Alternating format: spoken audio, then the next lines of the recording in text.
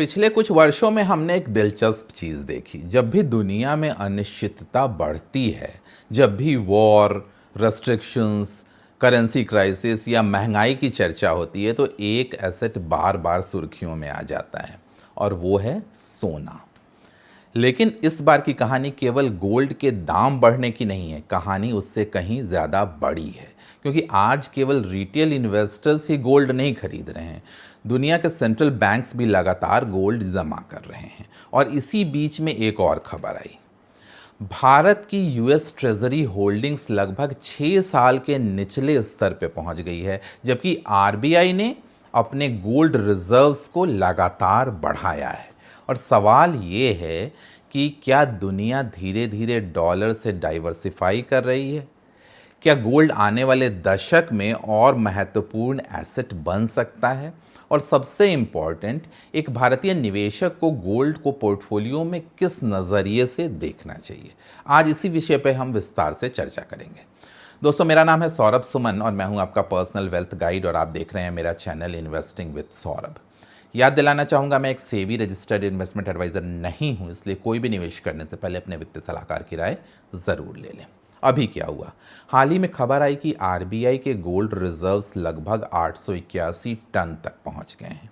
पिछले 6 साल पहले ये संख्या लगभग 658 टन थी, यानी 220 टन से ज़्यादा गोल्ड आरबीआई ने अपने रिजर्व में जोड़ा है। दूसरी तरफ भारत की यूएस ट्रेजरी होल्डिंग्स घटकर लगभग 181 बिलियन डॉलर रह गई, जो कई वर्षों का निचला स्तर है।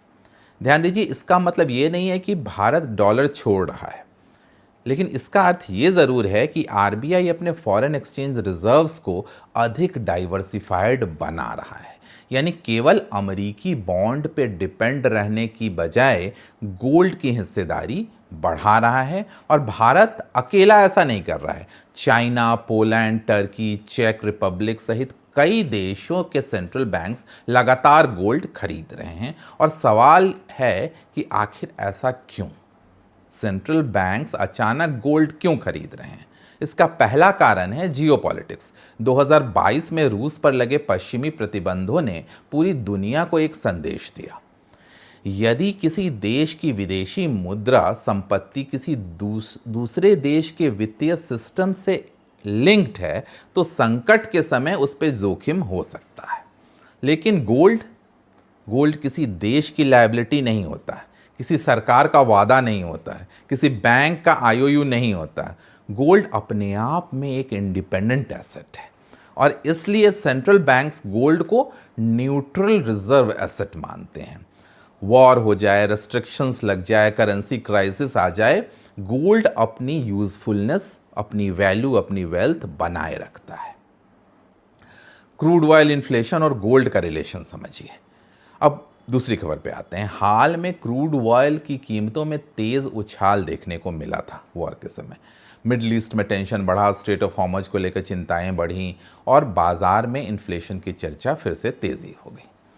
सामान्यतः जब इन्फ्लेशन बढ़ता है तो गोल्ड को बेनिफिट मिलता है, लेकिन हमने देखा कि गोल्ड और सिल्वर दोनों में प्रॉफिट बुकिंग आई, प्राइस डिक्लाइन आया।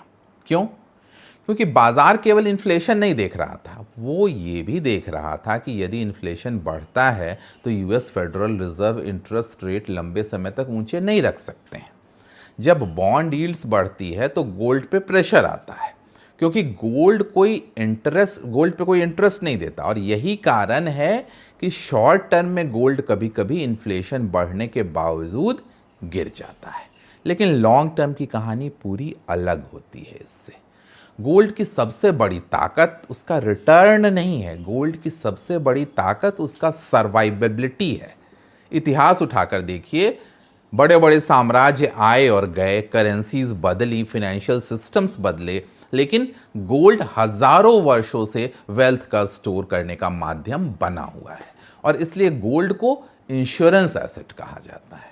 आप गोल्ड इसलिए नहीं रखते कि ये हर साल सबसे ज़्यादा रिटर्न देगा, आप गोल्ड इसलिए रखते हैं क्योंकि बाकी एसेट मुश्किल में हों तो ये पोर्टफोलियो का स्टेबलाइजर बनेगा।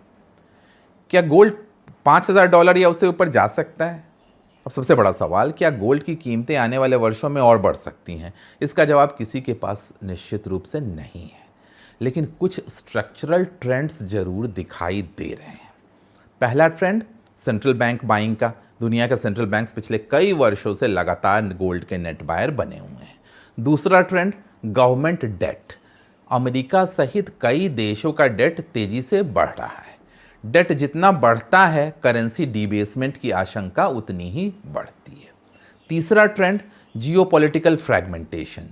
चाइना यूएस की rivalry, Russia west conflict, Middle East का टेंशन, सप्लाई चेन रीअलाइनमेंट, और ये सभी अनसर्टेनिटीज बढ़ाती हैं। चौथा ट्रेंड करेंसी डाइवर्सिफिकेशन। कई देश धीरे धीरे अपने रिजर्व मिक्स में गोल्ड की हिस्सेदारी बढ़ा रहे हैं, और यदि ये ट्रेंड कंटिन्यू रहता है तो गोल्ड के लिए स्ट्रक्चरल डिमांड बनी रह सकती है। गोल्ड से जुड़े लिस्टेड अपॉर्चुनिटीज समझिए। अब निवेशक के नज़रिए से महत्वपूर्ण हिस्सा, भारत में गोल्ड की थीम पर कई तरीके से खेला जा सकता है।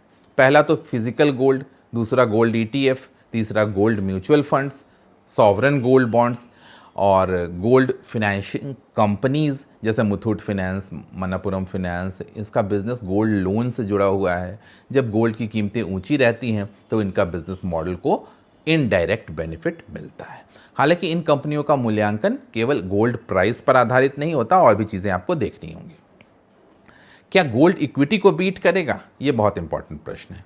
कई निवेशक गोल्ड और इक्विटी में कॉम्पिटिटिव एसेट की तरह मानते हैं, लेकिन वास्तविकता ये है कि दोनों की भूमिका अलग है।